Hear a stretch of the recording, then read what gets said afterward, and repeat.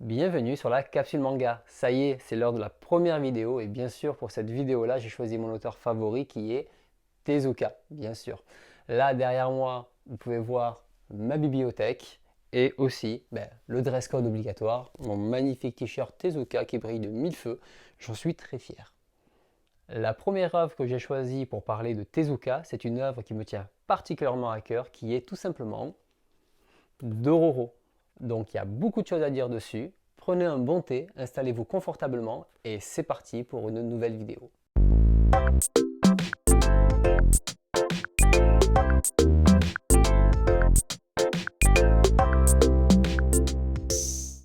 Alors avant de commencer, je précise, il n'y a pas de spoil dans cette vidéo et on va surtout parler de comment ce manga a été créé.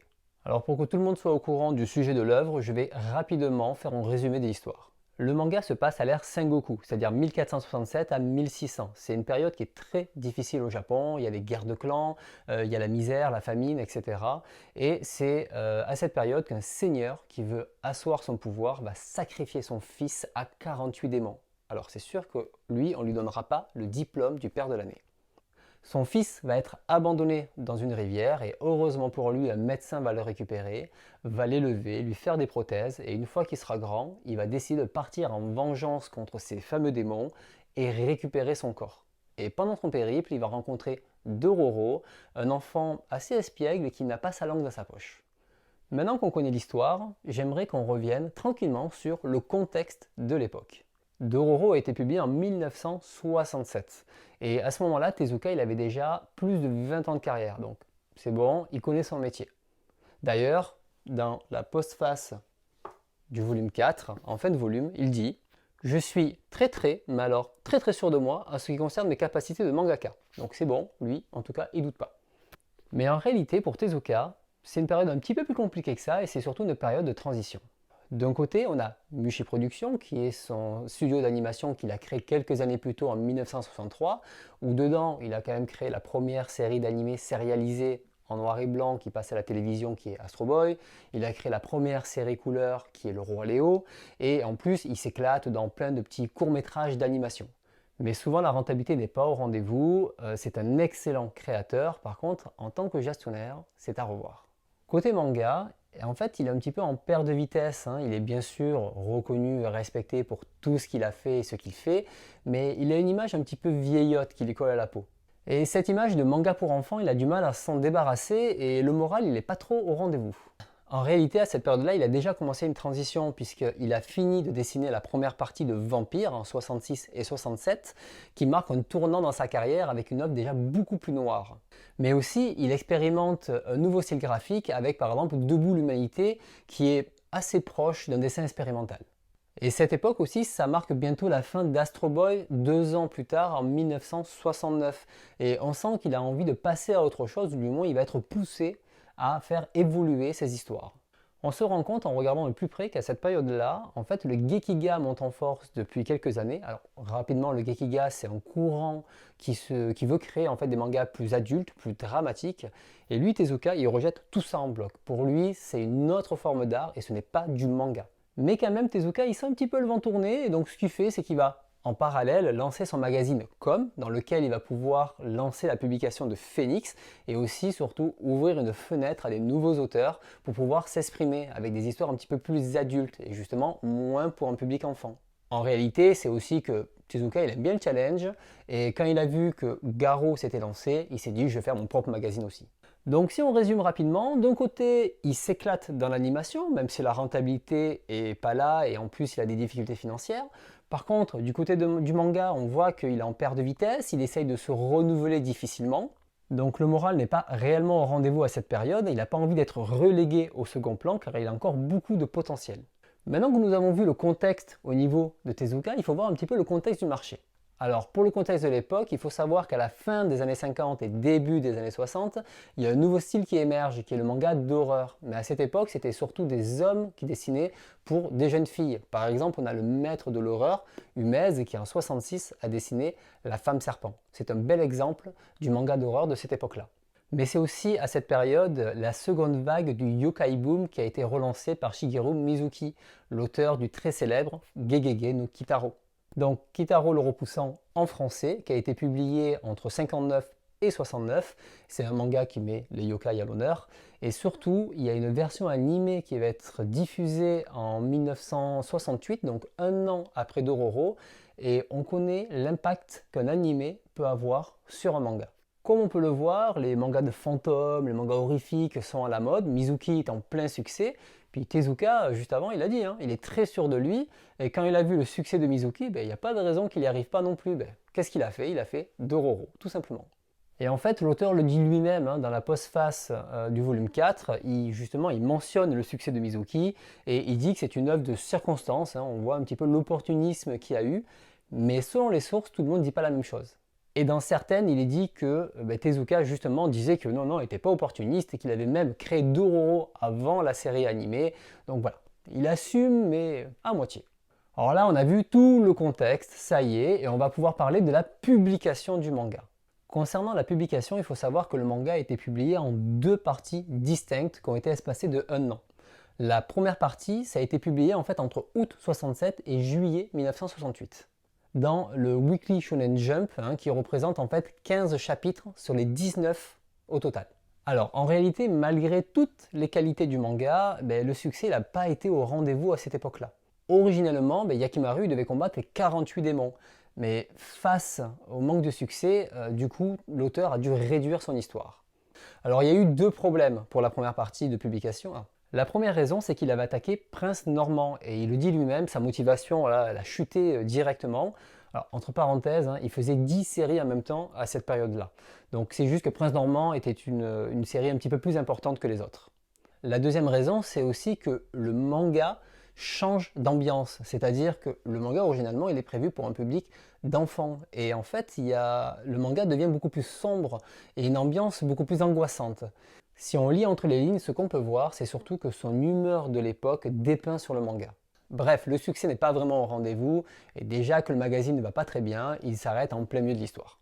Alors l'histoire aurait pu s'arrêter là, sauf qu'en fait, 1 an après, Mushi Productions va faire l'adaptation animée. Il est malin, du coup, pour relancer sa série, hop, il fait la version animée. Alors après cette pause d'1 an, il y a le magazine Adventure King, donc en 1969, qui va lui permettre de publier 4 nouveaux chapitres dans son magazine. Alors grâce à cette adaptation, ça va relancer le manga, mais finalement, ça ne va pas non plus clôturer la série. Mais pour ce retour, Tezuka va essayer d'apporter un dilemme. Yakimaru aura deux choix. Soit il continue sa vengeance en tuant les démons un par un, soit il peut tuer Dororo. Pourquoi? Parce qu'en fait, Dororo est constitué des 48 parties de son propre corps. Et là, cette partie va rester inédite, puisque Tezuka décidera de ne pas la garder dans la version reliée de l'œuvre. Malheureusement pour Tezuka, la version animée n'a pas eu de succès. Il faut dire que le noir et blanc, ça n'a pas trop aidé. Et après ça, la série animée s'arrête en même temps que le manga après 4 chapitres, et le tout sera compilé en 4 volumes. Bon, toutefois, Tezuka, même s'il n'a pas pu finir son histoire, il a quand même conclu un arc narratif. Donc, ce qui fait que Dororo, en soi, est une histoire qui commence et que l'on peut considérer avec une fin parfaitement acceptable. Alors là, à ce stade de la vidéo, vous allez me dire, bon, ok, tu me parles de manga qui a été publié en 2 fois, qui a eu plusieurs échecs commerciaux, donc du coup, c'est pas terrible. Bon, en fait, pas du tout. Dororo, c'est même un manga que j'adore. Alors déjà, ça serait réducteur de dire que Dororo, c'est une copie des mangas de fantômes de l'époque. Mizuki a clairement remis au goût du jour tous les yokai, mais Tezuka, lui, il les a pris, mais il a créé ses propres monstres qui viennent de son propre imaginaire, de son propre background. Par exemple, on va voir ce monstre qui est inspiré du théâtre, univers dans lequel il a été baigné depuis tout petit. Mais il va aussi utiliser des monstres, il peut utiliser des objets, il va utiliser des possessions humaines, enfin bref, il fait un petit peu son mélange et il essaye d'apporter une vision un petit peu différente des yokai. Il y a aussi la synergie entre Yakimaru et Dororo qui fonctionne extrêmement bien. C'est d'ailleurs même un prototype entre Pinocchio et Blackjack. Dororo est très drôle et surtout ça vient contrebalancer les éléments dramatiques et l'ambiance du manga. Mais aussi le manga se veut plus mature de ce qu'il fait habituellement. Et ça c'est intéressant de voir la transformation de Tezuka au fur et à mesure de ses mangas pendant cette période. Et avec ce manga d'ailleurs, Tezuka a compris qu'il pouvait s'adresser à un public plus mature. D'ailleurs dans les retours qu'il a eus, les gens préféraient Yakimaru. Et d'ailleurs dans la version animée, à partir de l'épisode 14, je parle de la version de 1969, le dessin animé, au lieu de s'appeler Dororo, va s'appeler Dororo et Yakimaru. J'insiste sur l'ambiance générale qui est vraiment plus mature, qui justement va montrer des terres désolées, des champs de cadavres, qui va opposer justement c'est la misère des paysans face à la richesse des seigneurs, et qui va surtout montrer un petit peu le côté malsain humain, justement cette cupidité, cette soif de l'argent, la folie humaine, prêt à sacrifier des gens pour réussir. Bref, Tezuka essaye vraiment de dépeindre l'image de l'homme de ses plus mauvais côtés. Pour exemple, quand Yakimaru va sauver un village d'un démon, dès que le village est sauf, ils vont chasser Yakimaru parce qu'ils le prennent pour un monstre. Et le dernier point que je voulais évoquer, c'est surtout que c'est une quête de soi, c'est-à-dire que autant pour Yakimaru, c'est une quête physique, il doit retrouver son corps, il doit retrouver son identité, mais aussi Dororo, qui a une quête plus intérieure, plus psychologique, qui doit se reconstruire par rapport à son passé tragique. Mais ça, tout ça, je vous en dis pas plus et je vous laisserai le découvrir directement dans le manga. Alors ça y est, là on a vu plein de choses, vous avez compris, moi c'est un manga que j'affectionne particulièrement bien, mais il y a un point que je n'ai pas abordé, c'est justement le point sur Berserk, le titre de la vidéo. Alors pour être plus précis, en fait, il y a énormément d'éléments qui rappellent Berserk. Pour exemple, on a le sacrifice de Yakimaru par son père pour avoir plus de pouvoir, ça ressemble énormément à l'éclipse dans Berserk. Mais aussi on a le corps mutilé de Yakimaru qui ressemble au canon qui remplace le bras de Guts. Et un autre point, c'est le leitmotiv de la vengeance des deux héros. Mais il y a aussi les combats contre les démons, les spectres qui rôdent autour du héros. Enfin bref, pas mal de similitudes avec Berserk. Donc si tu es fan de l'œuvre, n'hésite pas à jeter un petit coup d'œil à Dororo. Alors c'est même Kentaro Miura lui-même qui le dit. Pour exemple, en 2002, il a enfin réussi à avoir le prix d'excellence, le prix Tezuka d'excellence. Et durant son discours, il a dit que Dororo était son manga favori de Tezuka. Alors oui, ok, il n'allait pas dire que c'était Akira pendant le prix Tezuka, mais il en a choisi un, et celui-ci c'était Dororo. Mais il y a aussi une interview qui a été donnée par Glénat en 2019, où justement il indique ses influences. Il cite Otomo sur le plan graphique et il va citer Nagai sur l'impact sur le dessin et l'ambiance. Et il cite aussi donc Cobra et Dororo pour les gimmicks, comme typiquement le bras, les éléments que j'ai cités juste avant, ou l'interaction entre Guts et Puck. Alors pour lire Dororo, c'est assez simple, soit vous prenez l'édition en 4 volumes en petit format, où dedans on a une édition qui est plutôt correcte, avec des onomatopées traduites, et dans le sens japonais, il y a des mots-clés de compréhension, il y a la postface de l'auteur. C'est une édition qui est plutôt sympathique, mais assez fragile. Bon, sinon la charte graphique est discutable, je laisserai chacun faire son propre jugement dessus. Alors cette édition est difficilement trouvable aujourd'hui, par contre la bonne nouvelle, c'est que Delcourt Tonkam le réédite dans un format prestige, comme les 3 Adolphes par exemple. Donc on aura un format moyen, en hardcover, avec une très bonne qualité, une très bonne impression. Je ne l'ai pas encore dans les mains, le nouveau format, par contre ça sera en 2 volumes de 400 pages. Donc si vous devez acheter une version, je pense qu'il vaut mieux acheter directement la nouvelle qui mettra à l'honneur l'œuvre et ses dessins. Allez, pour finir cette vidéo, je vais vous donner quelques petits facts sur Dororo que je n'ai pas pu caler dans mon texte et que je vais vous résumer ici. Premier fact, je l'ai dit rapidement avant, mais en fait Tezuka n'a pas appelé son manga Yakimaru tout simplement parce qu'il pensait que Dororo plairait beaucoup plus au public visé. Le nom de Dororo viendrait d'un jeune enfant qui, pour dire le mot voleur qui se dit Dorobo, disait Dororo. Et Tezuka, ça l'a fait rire, et en fait il a gardé Dororo. Alors aujourd'hui, selon les sources, on ne sait plus trop si c'est le fils d'un ami ou si c'est ses enfants. Plus personne ne sait aujourd'hui, mais en tout cas, ça viendrait de là. L'avant-dernier fact, c'est que Tezuka avait été invité à la Comic-Con de San Diego en 1980 et lors de cette convention, il avait été surpris par le nombre de fans qui étaient fans de Dororo et notamment du personnage de Yakimaru. Et ça lui a fait extrêmement plaisir du fait que le succès avait été très mitigé au Japon.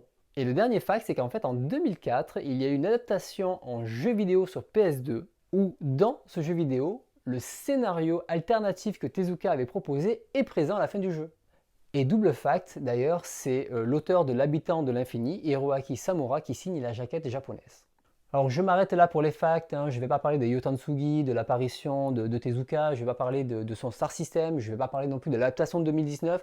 Tout ça, je le mets de côté et j'en parlerai dans une prochaine vidéo. Alors, pour conclure cette vidéo, il y a beaucoup de choses à dire sur Dororo, comme vous l'avez vu, et encore, je n'ai pas pu tout aborder. L'œuvre, c'est un mélange subtil des influences que Tezuka avait à cette époque.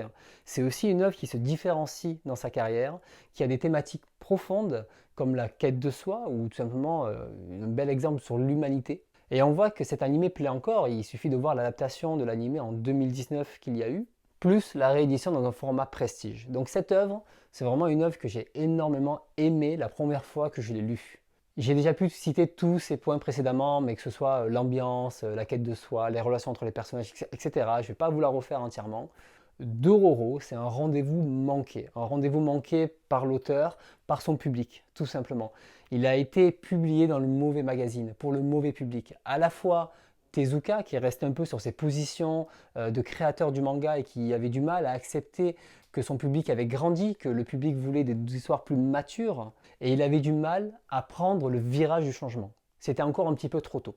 Je pense que si cette œuvre était sortie dans un autre magazine, il aurait pu aller jusqu'au bout de son histoire. On arrive à la fin de cette vidéo, il est temps de vous laisser. On se retrouve bientôt pour une prochaine capsule manga et je vous dis à très vite.